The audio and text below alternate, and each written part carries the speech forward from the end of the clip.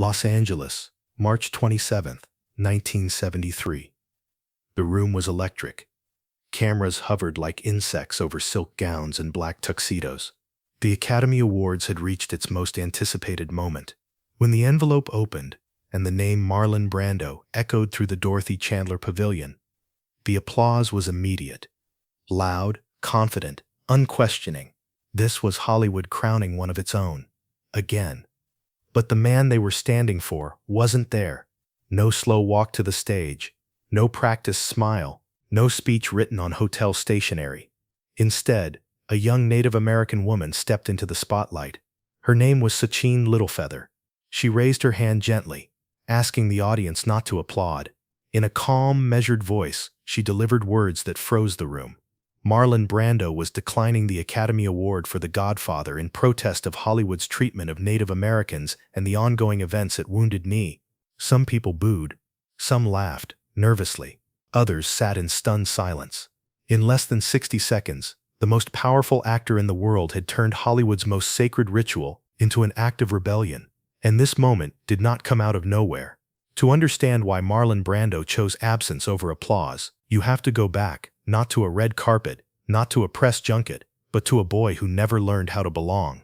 Marlon Brando Jr. was born in Omaha, Nebraska in 1924, far from the glamour that would later orbit his name. His father was distant, emotionally unavailable. His mother was talented, artistic, and deeply troubled by alcoholism.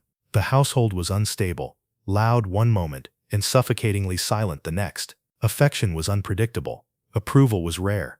Brando learned early that attention came at a cost, and silence was safer. School didn't suit him. Authority repelled him. Rules felt arbitrary, designed by people who didn't understand him and had no interest in trying. He wasn't stupid, far from it, but he resisted being shaped. When he was expelled from a military academy for insubordination, it wasn't rebellion for rebellion's sake. It was instinct, a refusal to submit to a structure that felt hollow. Acting entered his life almost accidentally, but once it did, it became something else entirely. Not performance, not imitation, truth. In the late 1940s, Brando arrived in New York and enrolled at the Actors Studio under Lee Strasberg, where a new philosophy was taking root: method acting. It wasn't about projection or polish. It was about emotional excavation, dragging real pain, memory, and vulnerability onto the stage. Brando didn't just understand the method, he inhabited it. When he performed, audiences didn't feel like they were watching a character. They felt like they were intruding on a private moment.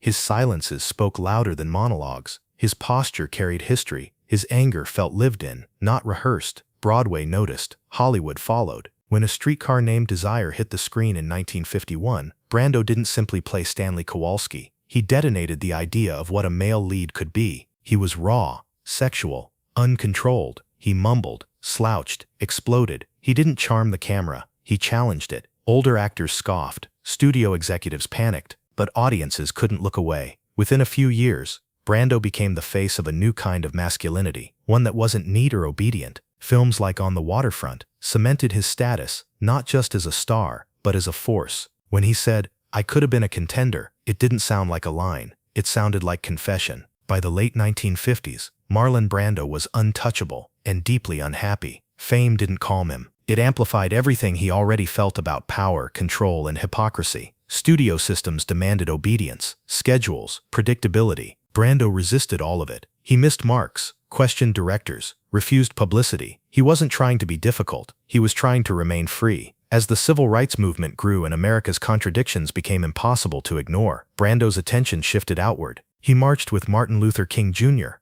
He spoke out against racial injustice when it was professionally risky to do so. He listened, really listened, to people Hollywood preferred to ignore, including Native Americans. He read. He asked questions. He learned about broken treaties, erased histories, and the way film had turned entire cultures into caricatures. By the time The Godfather resurrected his career in the early 1970s, Brando had already decided something important. If he was going to accept the spotlight again, it would be on his terms. So when the Academy called his name in 1973, he stayed away. Not because he didn't care, but because he cared too much to play along. And Hollywood was about to realize that Marlon Brando wasn't just refusing an award, he was rejecting the rules of the room. Hollywood did not forgive public defiance. Not then. Not ever. By the morning after the 1973 Academy Awards, the narrative had already shifted. Headlines weren't asking why Marlon Brando refused the Oscar. They were questioning his sanity, his motives, his right to speak at all, spoiled, unstable, attention-seeking. The same industry that had applauded his talent for decades now recoiled at his refusal to perform gratitude, and for Brando, this reaction was not surprising. It was confirmation.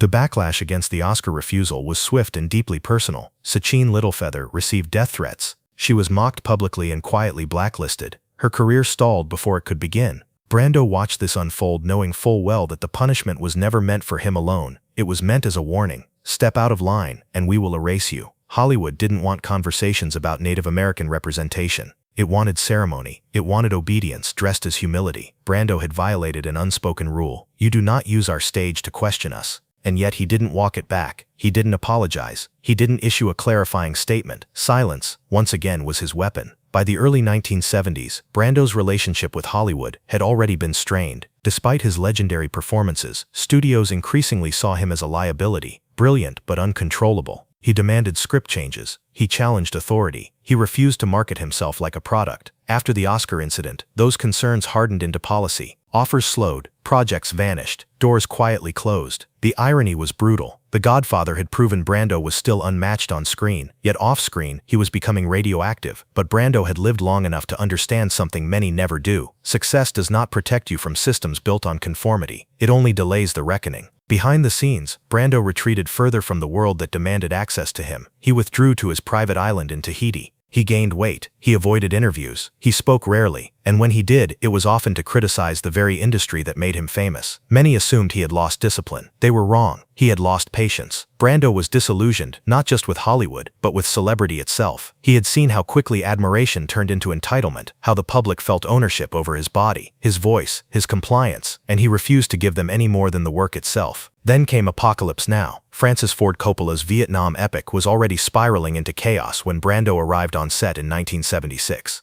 The budget was bloated, the production was cursed, Coppola was drowning under expectation, and Brando showed up overweight, unreadable, and uncooperative. At least, that's how the stories were told. What those stories often omit is that Brando understood the role of Colonel Kurtz more deeply than anyone else involved. He saw Kurtz not as a villain, but as the inevitable outcome of unchecked power and moral decay. So Brando did what he always did. He refused to play it safely. He demanded darkness, improvisation, shadow, silence. He stripped the performance down until it felt less like acting and more like a confession delivered in whispers. The result was unsettling, uncomfortable, unforgettable. By the time Apocalypse Now was released, Marlon Brando's image was fractured. To some, he was still the greatest actor alive. To others, he was a cautionary tale. What happens when genius refuses to behave? But Brando no longer seemed concerned with how he was remembered. He had made his choice years earlier, standing absent from a stage built to celebrate obedience, and the cost of that choice was isolation. Privately, his life was unraveling. Family tragedy struck repeatedly. His son would later be convicted of murder. His daughter would die by suicide. Brando carried these losses heavily, retreating further inward, further away from the myth that once surrounded him. The man who redefined masculinity on screen struggled to survive it off-screen, and yet, even as his personal life collapsed, his influence only grew. A new generation of actors studied him obsessively. Al Pacino, Robert De Niro, Jack Nicholson, they all traced their lineage back to Brando's refusal to perform masculinity as theater. He had cracked something open, even if he paid for it alone. Hollywood eventually softened its stance, as it always does when distance makes rebellion feel safe. Brando would appear in films sporadically, sometimes brilliant, sometimes disengaged, always unpredictable. He became a legend frozen in contradiction, revered, resented, imitated, misunderstood. But one thing was no longer debatable. Marlon Brando had proven that talent alone was never the point. Control was, and he had taken his back. By the time Marlon Brando reached the final decades of his life, Hollywood no longer knew what to do with him. He was too important to ignore, too unpredictable to embrace, too honest to be controlled. So the industry did what it often does with figures it cannot fully digest. It turned him into a symbol, stripped of context. The rebel, the genius, the cautionary tale, the difficult man. But Brando was never interested in symbols. He was interested in truth. As younger actors rose through the system, they carried his influence whether they admitted it or not. They studied his pauses, his silences, the way he allowed vulnerability to sit unprotected on his face. He had made it acceptable, powerful, even, for a man on screen to be uncertain, broken, conflicted. Before Brando, acting was often about control. After Brando, it was about exposure. And yet, none of his followers paid the same price. Because Brando wasn't just challenging acting technique, he was challenging hierarchy. Hollywood eventually rebranded him as eccentric rather than threatening. Time has a way of sanding down the sharpest edges of dissent. The Oscar refusal, once scandalous, became trivia, a footnote, a bold moment, but that reframing misses the point. Brando didn't refuse the Oscar to be remembered. He refused it knowing he would be punished, knowing his absence would cost him goodwill, influence, opportunity, knowing the system would close ranks, and he did it anyway. That is the difference between rebellion as performance and rebellion as conviction. In his later years, Brando spoke less and reflected more. He openly criticized fame as corrosive. He described Hollywood as a machine that rewarded compliance and punished conscience. He acknowledged his own failures, not defensively, but with a kind of exhausted clarity. He knew he was not a hero. He also knew he had not lied. That distinction mattered to him more than applause ever could. When Marlon Brando died in 2004, the tributes poured in. Greatest actor of all time, a once-in-a-generation talent, a revolutionary. All of it was true, and all of it was incomplete, because the most radical thing Brando ever did wasn't a performance. It was his refusal to play the role assigned to him off-screen. The Academy Awards continue every year, polished and predictable. Speeches are written, gratitude is performed, controversy is carefully managed. But that empty walk to the stage in 1973 still lingers, a reminder that the highest form of power is not acceptance, it is choice. And Marlon Brando chose absence. He chose discomfort. He chose to let the silence speak. That is why his legacy still unsettles Hollywood, not because he broke the rules, but because he proved they were optional. A final detail is often left out when Marlon Brando's life is summarized. Near the end, when interviews were rare and carefully controlled, Brando was once asked what he believed mattered most: talent, courage, or discipline. He paused for a long time before answering. Then he said quietly that none of those meant much without integrity, not moral purity, not perfection, but the ability to live with your own decisions when the room is empty and the applause is gone. That answer explains the through line of his entire life. Brando understood that compliance brings comfort, but it also brings erosion. Each concession makes the next one easier. Each silence becomes habit. By refusing the Oscar, by challenging directors, by withdrawing rather than reshaping himself to fit expectations, he preserved something most people trade away slowly: the right to define himself. The cost was immense: isolation, mockery, financial instability, a public narrative he could no longer control. Brando paid all of it up front, while others paid in fragments over decades. Today, Hollywood celebrates authenticity as a brand. It sells rebellion in safe, marketable forms. But Brando's refusal was not safe. It did not come with a redemption arc or universal praise. It arrived without reassurance. That is why it still resonates. Because deep down, everyone understands the question his life asks: what would you refuse if the price were real? Most never have to answer it. Marlon Brando did, on the biggest stage in the world, and accepted the consequences without asking to be forgiven. That, more than any performance, is what made him unforgettable.